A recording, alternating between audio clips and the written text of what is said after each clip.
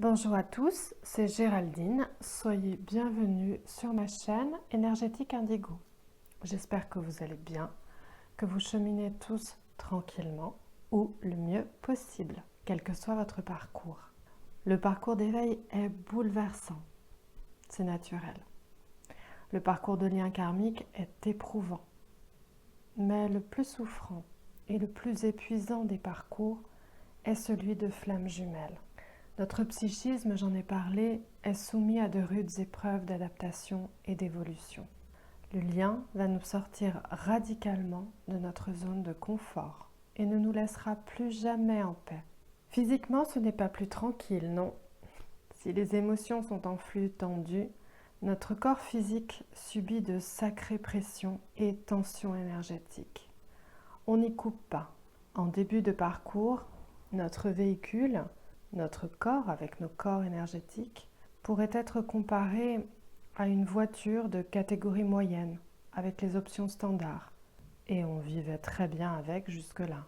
Oui, mais la rencontre avec notre autre nous catapulte dans un tout nouveau monde auquel il va falloir s'adapter. Et puisqu'on est propulsé en 5D, de façon progressive, j'entends, nos guides faisant tout pour amortir le choc, eh bien nous allons devoir muter, nous transformer, évoluer en une super Formule 1. Ce parcours flamme jumelle n'est pas de tout repos pour le corps, vous l'avez vous-même constaté. Et l'inconfort commence assez tôt, avant même la séparation. Pour que la reconnexion et la lune de miel aient lieu, sous les meilleurs auspices, nos égos respectifs ont été mystérieusement écartés par la source, par nos guides. Tout va donc bien dans le meilleur des mondes. Et on est alors loin, très loin, d'imaginer ce qui va nous arriver. Quelques jours, quelques semaines ou quelques mois pour les plus chanceux, ce qui a été mon cas, et puis les égos font leur retour. Et avec eux, on ressent les premières tensions, les premiers accrochages. Le contrôle s'immisce dans notre intimité et la peur fait son grand retour. On croyait pourtant qu'elle nous avait quittés pour de bon. Mais non, et ce n'est qu'un début. Je vous épargne le cortège de souffrance qui va venir égratigner le cœur des chasers en premier lieu et qu'on doit tous traverser, chaser comme runner. À ce stade, pas encore en séparation, le corps commence, une fois ces intenses premières phases remplies d'amour ou de confiance passées, à se manifester. On peut voir réapparaître un mal de dos, on peut mal dormir subitement. On peut ressentir une grande fatigue au contact de son autre. L'appétit peut se dérégler. On va manger trop ou trop peu. On peut prendre du poids. Généralement, c'est ce qui se passe chez les féminines. Ou en perdre. Les maux de tête peuvent faire leur grand retour. Bref, tous les petits inconforts viennent nous préparer à l'inéluctable séparation. Notre taux vibratoire dégringole, notre confiance s'évanouit, et on s'achemine doucement vers l'inévitable. La nuit noire de l'âme pointe le bout de son nez. Mais à ce moment, le corps se met en stand-by en quelque sorte, dans cette espèce de torpeur, de stupeur, de sidération que vous connaissez tous. Et oui, on ne peut pas être sur tous les fronts. Alors, pendant qu'on essaie de comprendre quel mal nous terrasse, qu'on résiste, qu'on essaie de mentaliser en vain, et qu'enfin on capitule et on s'abandonne, tout ça dans l'ordre qui convient ou qui s'adapte à chacun. Notre corps est plutôt oublié, dans un état plutôt léthargique. La nuit noire de l'âme va durer une semaine, des mois, et les parcours longs parlent même d'années. Mais pour les reconnexions récentes, appelées parcours courts, on compte en moyenne 2 mois, mais c'est très variable. On sait bien que catégoriser ce lien et le normer est imprudent et inutile, car il est versatile et très évolutif, à l'image des énergies. J'ai en consultation des chasers qui vivent tous des événements très différents au cours de leur parcours. Ils ont des âges différents, ils ne se ressemblent pas du tout. Ce qui par contre est immuable, ce sont les étapes qui se présentent inexorablement dans un ordre assez logique de progression. Reconnexion, séparation, nuit noire, retrouvailles, réunion, et à ce stade, on considère la fusion comme étant la dernière étape. Quand la nuit noire prend fin, on est lessivé, au sens propre comme au figuré, puisqu'on a littéralement épuré, nettoyé notre personnalité terrestre. Celui ou celle qu'on était jusque-là et qu'on ne sera plus jamais se réveille d'un sommeil comateux et le chemin de croix commence.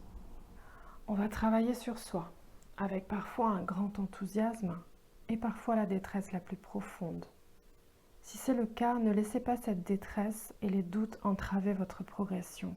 Faites-vous aider.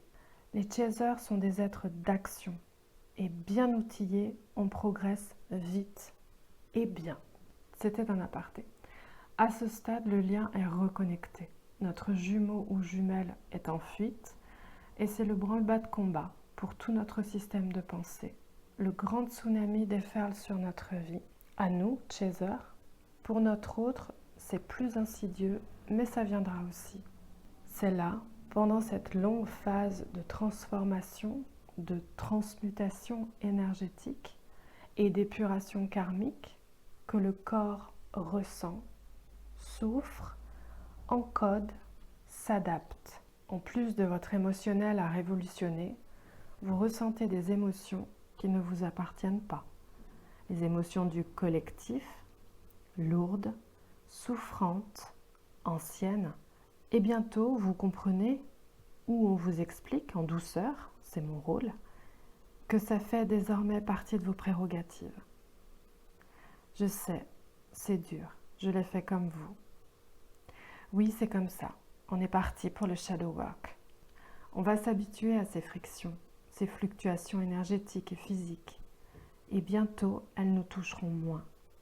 Ces phases remuantes de grande fatigue, des douleurs, de migraines, d'insomnie, de grandes prises de poids chez les féminines, s'estompent au fil du temps, jusqu'à disparaître en fin de parcours. Resteront les encodages qui nous adaptent encore et toujours. Oui, c'est comme ça qu'on ascensionne. Il faut s'y faire, il faut accepter, il faut lâcher prise. Vous savez bien sûr que les lunaisons apportent aussi leur touche de friction et de tension. Et c'est pareil, on en tiendra compte lorsque le moral pas encore stabilisé dégringolera brutalement. Le dernier inconfort physique dont je souhaitais parler est physique mais aussi émotionnel, donc je pense plutôt le détailler dans un prochain podcast. C'est quand vous captez, vous récupérez, vous hébergez gentiment les émotions perturbées et les douleurs physiques de votre autre. On va très bien, ou de mieux en mieux, et brutalement, on est assailli d'idées noires et de peurs qui semblent ressusciter d'un avant qui pour nous est dépassé, mais également de son bobo au genou, au dos, de sa tendinite, etc. Il arrive qu'on revive et qu'on revisite quelques blessures qui ont pourtant été bien travaillées, mais souvent, il s'agira tout simplement de votre autre qui lutte, et vous ressentez tout en miroir, psychiquement comme physiquement. Dans ce cas, renvoyez-lui de l'amour. Mais renvoyez-lui surtout ses émotions négatives et ses bobos. Car, cher chaser, vous avez bien bossé, bien avancé. C'est à lui ou à elle maintenant de se mettre au boulot. Si vous épurez à sa place, le job n'est pas fait et il ou elle ne bougera pas. C'est souffrant au début, mais ça aussi, on s'y fait.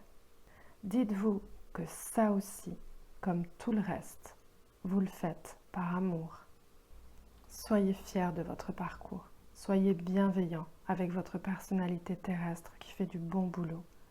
Et soyez très, très aimants envers votre corps, votre magnifique et incroyable corps. C'est votre véhicule, c'est votre cocon, votre refuge. Et n'oubliez pas qu'il bosse pour vous H24, de la plus petite cellule au plus impressionnant des organes. Aimez-vous tout entière, tout entier. N'hésitez pas à me contacter pour un accompagnement, une question, ou à me laisser un commentaire. Je serai ravie d'échanger avec vous. Prenez soin de vous. Vous êtes précieuse. Vous êtes précieux. Ne l'oubliez pas. Bonne journée, bonne soirée ou bonne nuit.